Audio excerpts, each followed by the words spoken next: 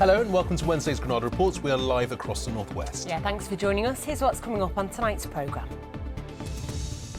He was calling 999 as he attacked. More details are released about the small-time terrorist who targeted a Manchester synagogue. A judge warns a jury not to make links to the synagogue attack as 3 men go on trial for their part in a separate plot to murder Jews in Manchester. I'm still trying to process, but it's strange because we're in the gym, you know, it says gym, and it's almost, I feel as if he's still here with me. Just days before Ricky Hatton's funeral, an emotional interview with a manager and friend who was by his side to the very end. We were egotistical losers. Liverpool legend Stevie G explains why England's golden generation never won any silverware.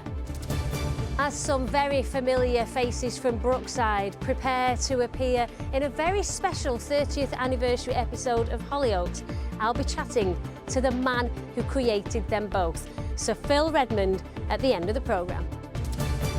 And we're certainly being treated to some very quiet autumnal weather at the moment. But what do we have in store for the rest of the week? All the details are coming up.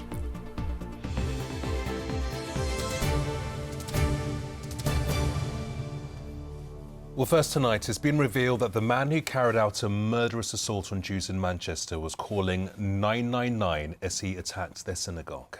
2 members of the Heaton Park Hebrew Synagogue, Adrian Dolby and Melvin Kravitz, were killed in the attack last Thursday.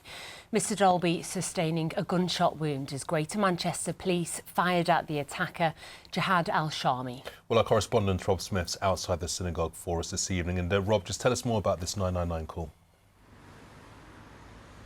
Yeah, I'm not sure the word chilling is strong enough to describe the content of that call. Al-Shami was just over there in the middle of this terrorist attack. He'd already driven his car at worshippers outside the synagogue when he phoned police to claim responsibility for what he had done and to pledge allegiance to the Islamic State. To a few people that I've spoken to off camera here today, that is pretty difficult to take in. Counter-terrorism police saying today that they now have a fairly good idea of what his motivation was.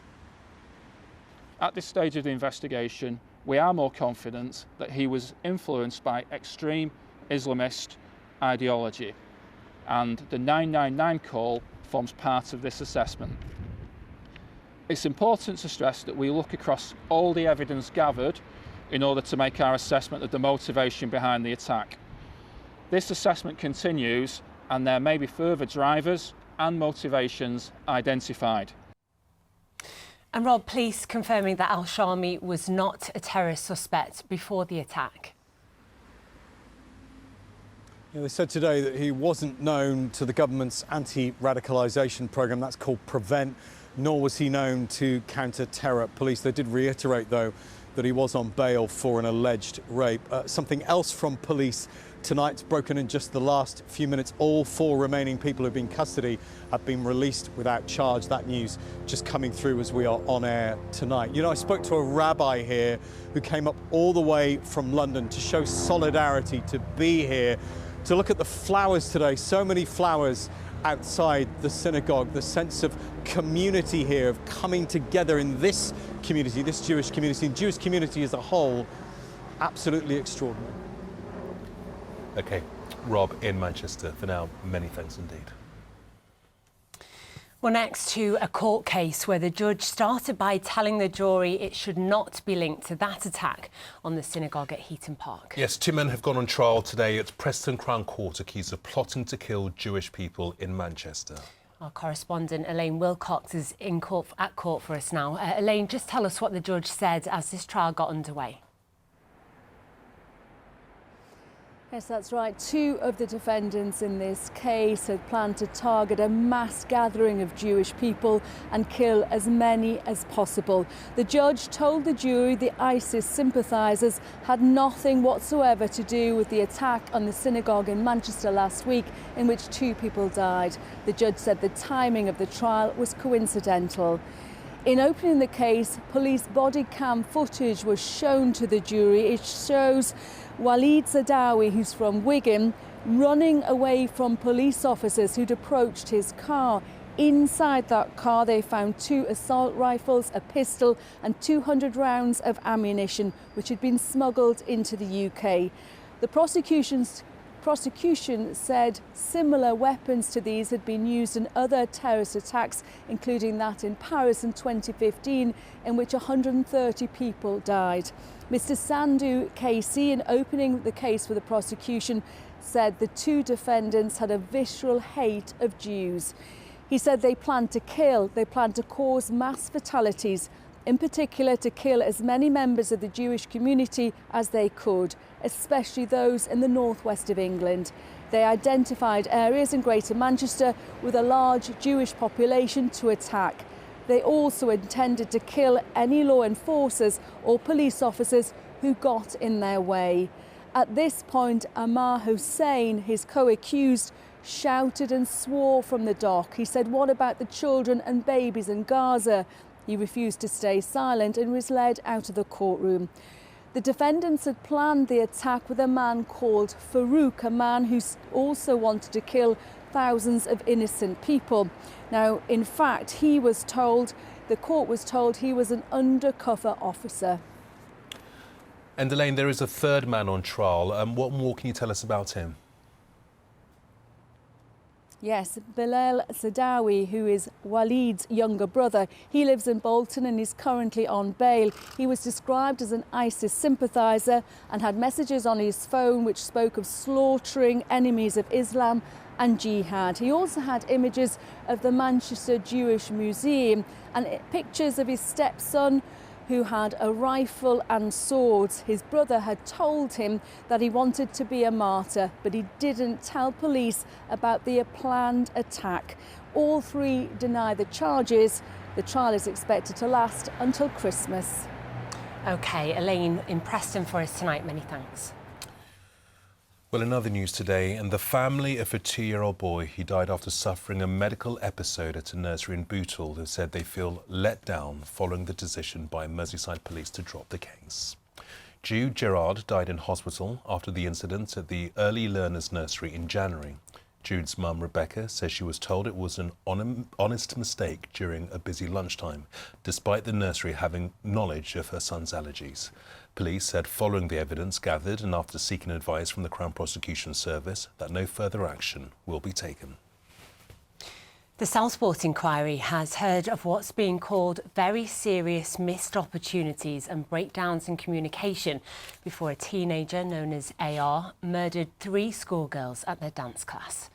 The inquiry's been told police, social services and schools did not share enough information about past violence and terrorist internet searches made by the attacker. In one case, a counter-terrorism officer told a head teacher there were too many attachments on an email the school had sent, trying to get AR referred to the anti-radicalisation programme Prevent. Staff at Jaguar Land Rover on Merseyside began to return to work today as part of a phased restart of operations at the site in Halewood following last month's cyber attack. All manufacturing was paused after the company was targeted by hackers. JLR's introducing new financial arrangements for suppliers to speed up cash flow problems. Well, next tonight, and the Conservative Party conference wrapped up in Manchester today with a surprise announcement promising to abolish stamp duty if they get back into government. It was Kemi Badenoch's first headline speech since becoming leader, against a backdrop of the latest opinion polls which show Conservative support has plummeted to between 14% and 16%. So has she done enough to start reviving her party's flagging fortunes here in the North West? Our political correspondent, Alicia McNally, has more. Kemi Badenoch. They're falling behind their new leader here in Manchester, but the Conservatives are falling behind in the polls too, making this party conference a high-stakes moment for the North West's few remaining Tories looking for reasons to be cheerful. Kemi Badenoch's first conference as party leader, how do you think she's doing? I think she's doing exactly what we need, which is actually doing the deep thinking to set out a really serious policy offering. I mean, so often we hear people saying, we wish politicians would do long-term thinking and wouldn't just be always thinking about the next election cycle. Well, now we've got a leader of the Conservative Party who's doing exactly that. That policy offering came too late for the Runcorn and Helsby by-election, but the Conservative candidate says he's feeling confident. Looking at the polls, people might expect you all to be miserable. Are you? Not at all. There's a proper vibe here. People are really positive, and they're clear that there's a lot of work that we need to do to rebuild the trust, to show people that we have a policy programme to communicate out there. We're always ready to fight, but where we are now is much better than we were when we first started. But they're fighting on two fronts. These conference games have been set up to bash Labour's handling of the economy, but the Tories are having to play whack-a-mole themselves after a number of defections to Reform UK, 2 North West councillors this week alone. But this former cabinet minister says she's resisted the call. So you've not been tempted to join Reform UK? No, I haven't. All these defections, not a great look for the party, is it? No, and I think some of those are, a political calculation that they have done. They're looking out for themselves. I have been asked. I do get on with Nigel Farage, Richard Tice. To me, they're part of the sort of the conservative spectrum. Although they are wanting to increase benefits, I don't get that bit. But I'm a Conservative through and through. And I've spent a long time supporting the Conservative Party. And yes, we're in, we've had a tough time, but that does not mean you give up on the party. So could the rebuild begin in places like this? The Ribble Valley was true blue for 3 decades, but binned the Tories at the last election. Voters not yet convinced by the rebrand. I think they are, to coin a phrase, a busted flush. I think they caused so much damage, let so many people down. I'm very, very disappointed with the current government and the way that Keir Starmer has dealt with things, particularly the economic situation. But I don't think the Tories had much of a good run either. So, and Reform, who knows? I think the Conservatives, and to a degree some of Labour as well, have gone away from some of the core beliefs to chase votes and a bit of popularity. But what gets me is they make all these mad promises about what they can do, and then the minute they've got elected, that's the last you hear of that. Which shows exactly why the pressure was piled on this speech, as Kemi Badenoch tried to own the past and define the future. We are going to follow the same timeless Conservative principles which have led us to success in the past. Personal responsibility, free enterprise, family, freedom of speech. People want to know what I stand for? I stand for a government that takes less of your money and doesn't interfere in your life. The next big test will be the local elections, the first sign of whether 4 days in a former railway station has set the Tories back on track. Leisha McNally, ITV News, Manchester. Right, time now for a look at tonight's top stories on the ITV National News at 6:30. Here's Mary. Coming up on the evening news, scrap stamp duty. The Tories promise to voters if they get back into power. Kemi Badenoch's announcement pleased the audience at the Tory party conference. We'll look at how it would be paid for and how voters might respond. We speak to presenter Myleene Klass after a man's found guilty of stalking her. And we'll catch up with Daniel Craig to hear about his role in the new Knives Out film.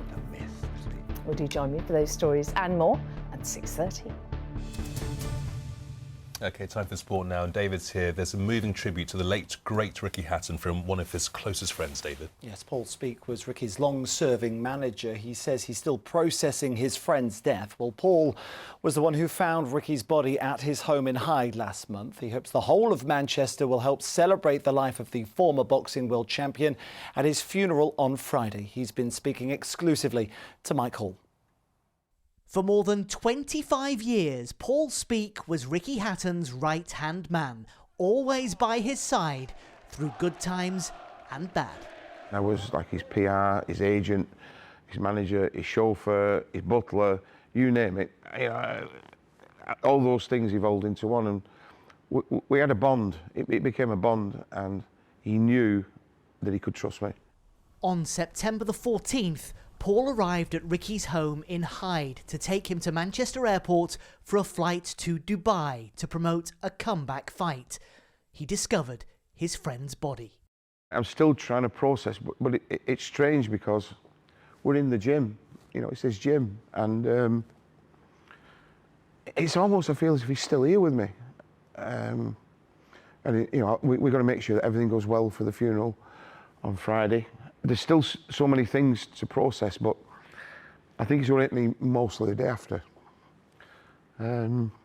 Yeah, I miss him. The walls of this gym are decorated with Ricky's greatest boxing moments, though his proudest achievement was always his connection with his fans. I think anybody that wanted to meet Ricky Hatton probably got the opportunity to, because the door was always open. Yeah. Extraordinary, that, isn't it?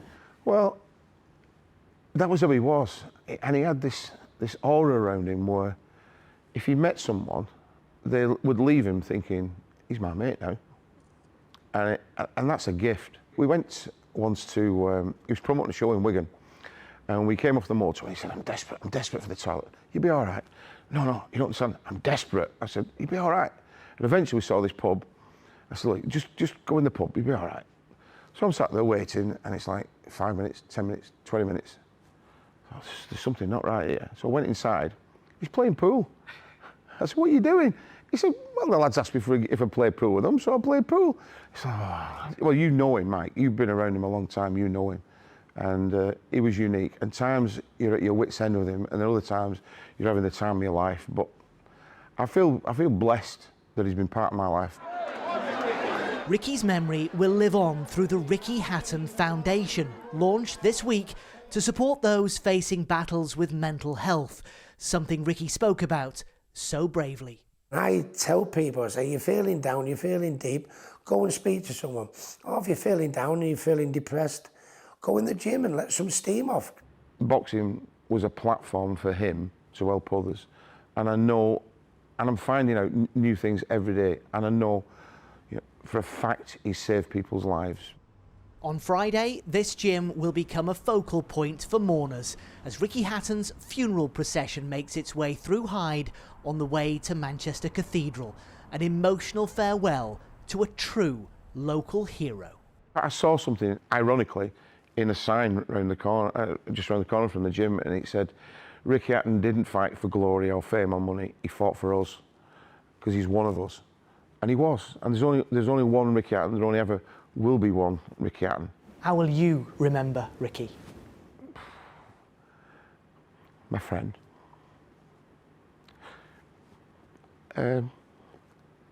He's Richard when you're around the family, and he's Rick when he's in the gym. I'm just going to miss him. Ricky Hatton's good friend Paul Speak there talking to Mike Hall. Well, to footballing news now, and after signing a 2-year contract extension with Everton, defender James Tarkowski says he and the team are targeting European places under David Moyes. Well, one side in European action tonight in Manchester United's women. They face Norwegian side Vålerenga at the Lee Sports Village in their first ever game in the main phase of the Champions League.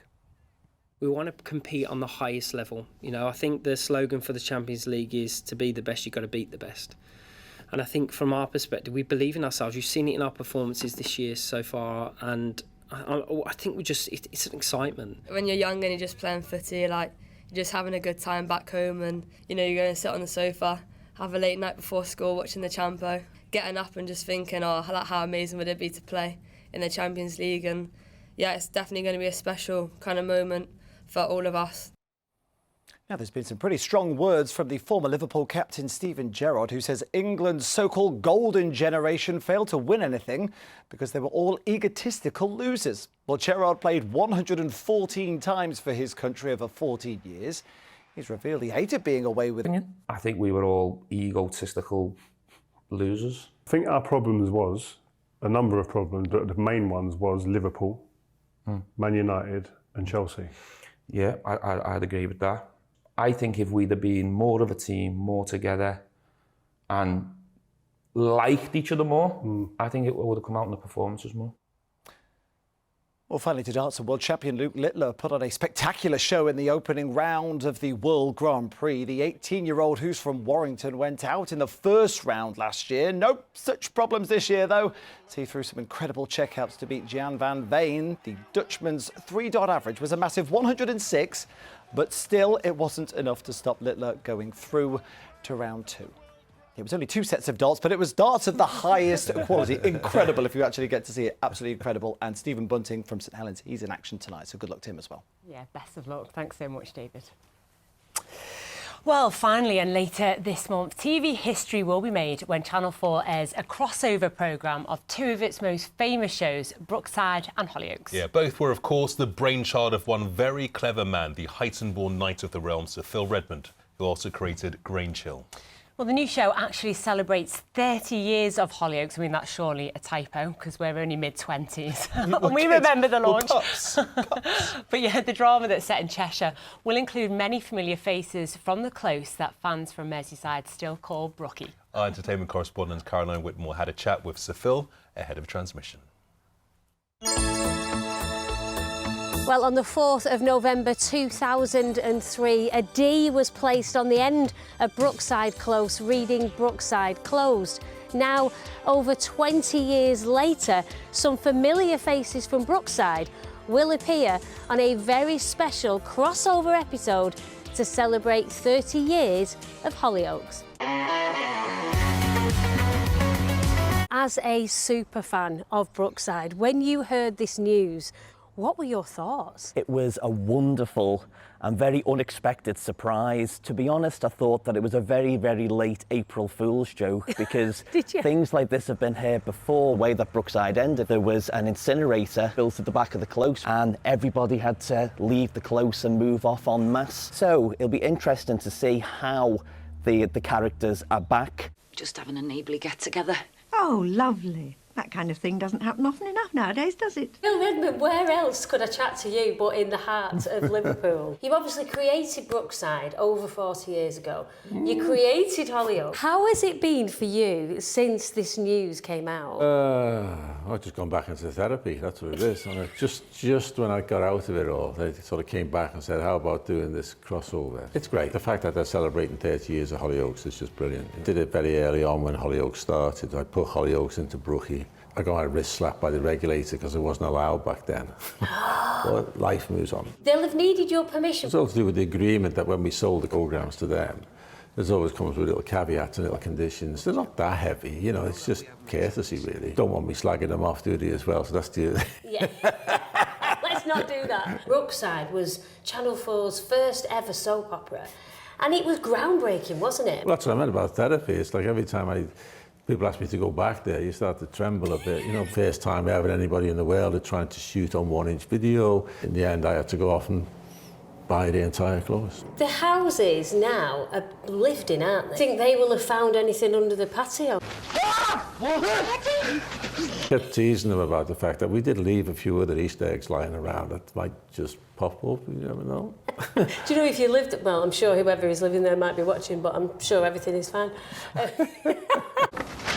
Aye. I was very strict about no smoking, no on set, no walking across the grass. One of the old crew who was still there said to me, like, when they saw me coming round the corner, immediately put the cigarettes out and jumped off the grass. At least they respected you enough to put the cigarette out. I've been chatting to a superfan of Brookside. He asks, is there any chance at all that we can bring Brookside back? I think we're all getting a bit long in the tooth now for the actual old Brookie to come back. I think there's a place for something like Brookie to come back. The late, great Dean Sullivan, bless him, he put the D on the end of Brookside Close. It is still closed, isn't it? Oh, yeah. What's that James Bond thing? Never say never. Never say never, he said. Thank you, Phil. Never say never. I found out today that it's not Granada Reports, just Granada Reports where you recognise our lovely Katie Walderman, because you were also an extra in Hollyoaks. I had a line. What was your script line? I had to say, here's your cup of coffee, Louise. Here's Joe.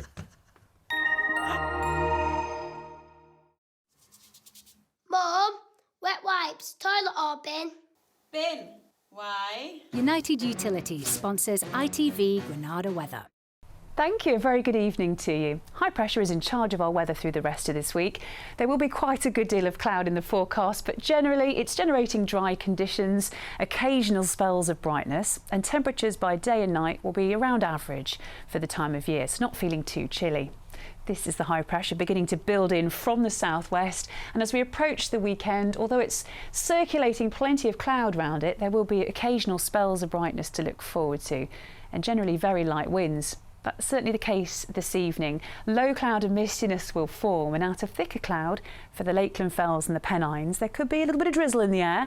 Mostly dry conditions, 1 or 2 breaks in the cloud, and temperatures tonight in general staying in double figures, rural parts of Derbyshire and Cheshire, perhaps down to 8 or 9 Celsius.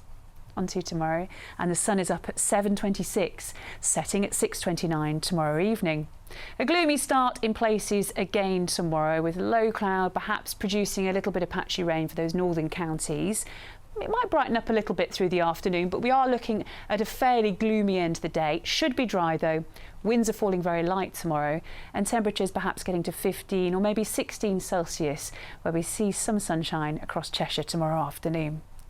Looking ahead, and with high pressure in charge, it's a settled and dry end to the week. Friday, rather cloudy conditions. Saturday, probably the brighter day of the weekend, with a few sunny spells on offer. At times, winds pick up a little bit over the next few days, but in essence, they're falling very light. And there's no real problems with frost by night. There could be a few fog patches. Cleaned up well. United Utilities sponsors ITV Granada weather. Not looking too bad there, thanks Jo. Well, that's all we've got time for on tonight's Granada Reports. Andrew Fletcher will be back with the late update after news at 10. Hope you can join us for that. Until then, many thanks indeed for watching. How do you say brookie again? Well, my nan said it like brookie. Brookie?